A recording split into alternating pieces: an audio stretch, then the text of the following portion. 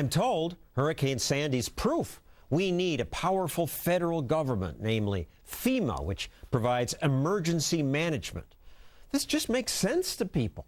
Big disaster across state lines, who but the feds can help? As the New York Times declared this week, a big storm requires big government. Very few politicians are skeptical about that, so it's a relief to turn to former presidential candidate Ron Paul. Dr. Paul, you say it's a myth that we need FEMA? I certainly think so, because it causes more harm than good. We've handled floods and disasters for 204 years before we had FEMA, and the states and the volunteers and local communities did quite well. You know, I've taken this position for a long time. It's not just recently, and I've taken it since I was first in office, and I kept getting reelected because people in my district got tired of FEMA. All they had were headaches. They get locked into their insurance, and it's a bureaucracy, and I'd try to help them get through the bureaucracy, but they just come in and take over. But it's a big problem. It crosses state lines. Don't the feds have to have some role?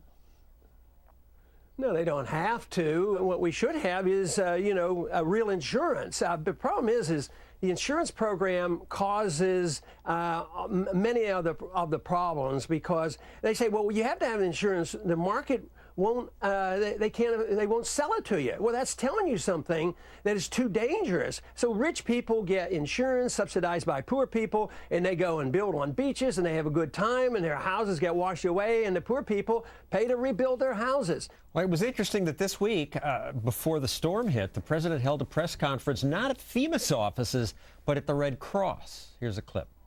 The reason we're here is because the Red Cross knows what it's doing when it comes to emergency response.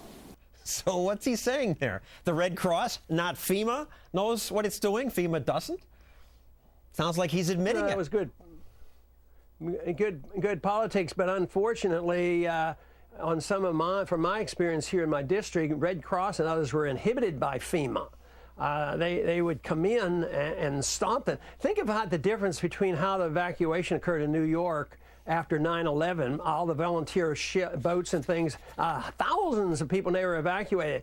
And the opposite happened in Katrina, because the FEMA got in and had control.